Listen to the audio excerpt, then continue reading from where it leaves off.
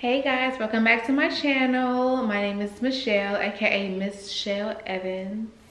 And if you are new here, don't forget to like, comment, and subscribe. And if you're returning, hey girl, what's up? Or hey gent, what's up? And today we're gonna be talking about solo traveling, my favorite thing to freaking do, okay? So in this video, I'm gonna be looking down a little bit because I have my little handy dandy little notepad that's gonna help us with this guide. Let's just jump into it. I mean, why waste time? Okay, so the first thing first that I want you guys to really do is to knock out any negativity. People are gonna talk about what you should and shouldn't do. If I listened to all of my family that told me not to solo travel because I would be found in the Hoochie Coochie River, or whatever they want to say, I would have not went on these amazing trips that I've been to so far. So you have to get that courage. You have to build up that stamina just to say, I'm gonna go, you know? And these are ways that can make you feel comfortable without just jumping ahead, but still taking that chance, okay? So the first thing first. So after you already block out the negativity energy, stuff like that, I'm gonna be sharing the steps with you guys to actually do solo traveling, okay? The right way. First things first, of course, you're gonna do your research. You always want to use these three search engines: Google, TikTok, and of course YouTube. Google, you can see where to plan your trips, how much it's gonna cost, how cheap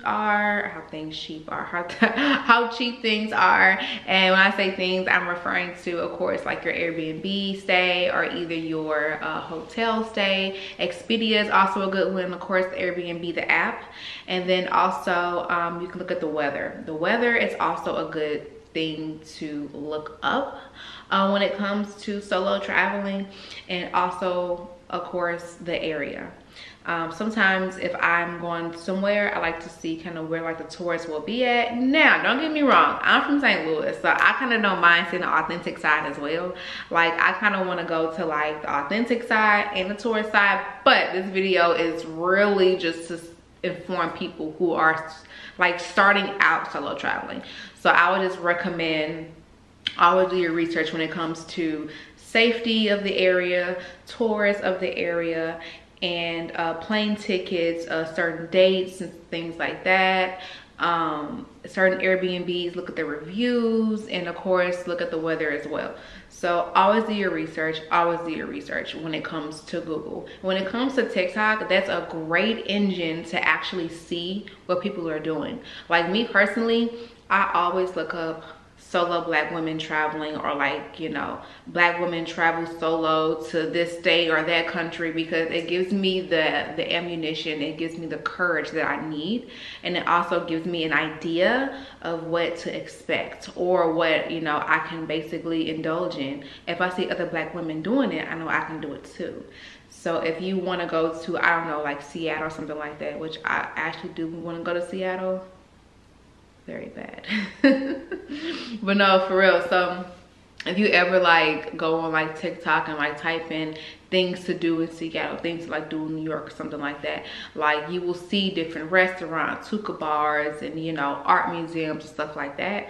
And you can write that down in your itinerary. You can put that down, and you know, stuff like that. So if you have like an idea on what to do when you are solo traveling, after you do your research, it's always good to look up other videos and content that makes you feel good about solo traveling, you know, versus what people are going to say. They're going to talk regardless, but when you see other women doing their thing, don't just be the one on the sideline just watching, sis. Like, you can do it too. Like, you can flower them.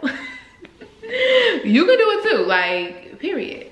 So yeah, so TikTok, YouTube, of course, because you're watching this video, and also Google. So those three engines when it comes to your research. And then also you want to make sure that part of safety, not only looking it up, but also indulging in safety. And that is whenever you go somewhere, Are you planning on going somewhere? Always, always, always, always share your location with your friends and your family. If you have like a best friend, a boyfriend, a homegirl, a cousin, a grandfather, whatever, if they have an iPhone, you can easily share your location, and wherever you are, they will know that you're okay and that you're safe, okay?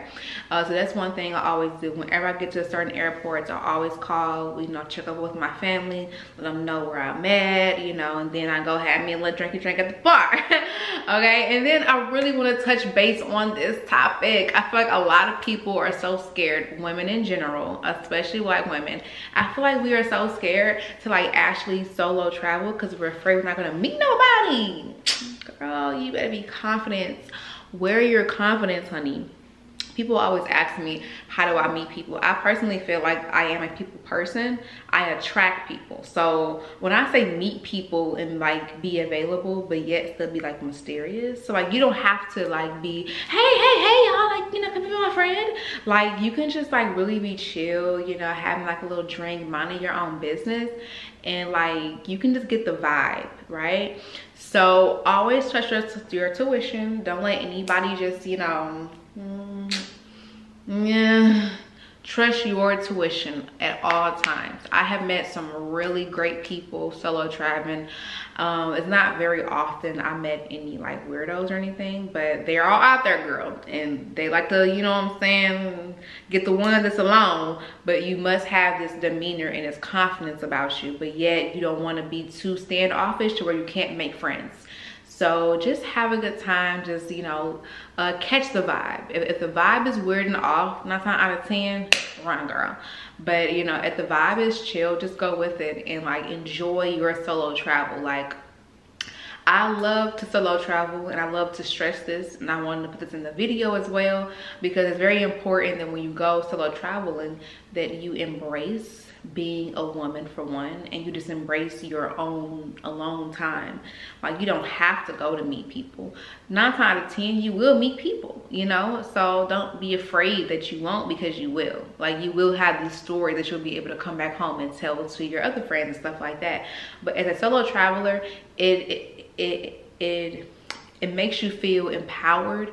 It makes you feel confidence, and you build this security about yourself. If you're insecure, if you feel like you always need to be around people, you always need to be around a group, you must have friends to kick it with. No, you don't. No, you don't.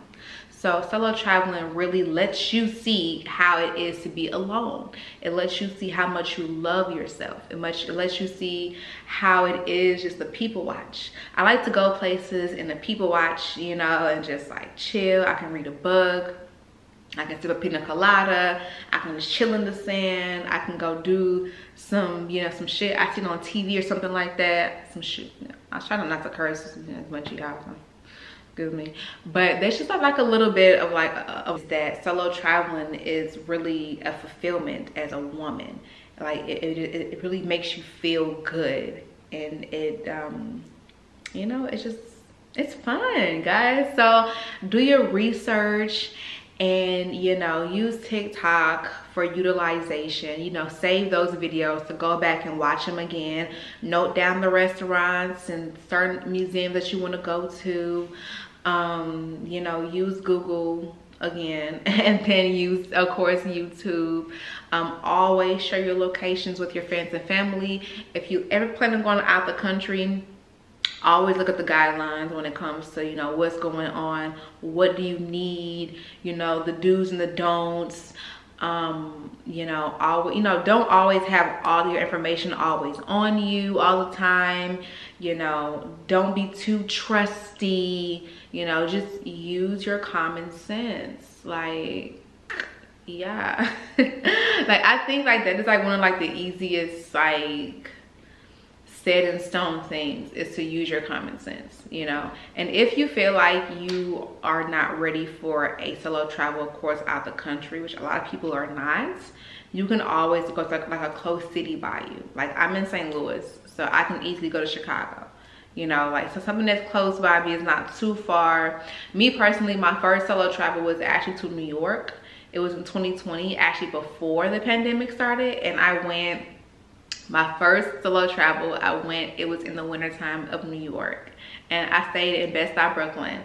And I didn't go home to my Airbnb until 3 o'clock in the morning. I met 2 random girls that was from KC, which is next to St. Louis as well, and we chilled at the Hard Rock Cafe. I met a cool guy to pay for all my dinner.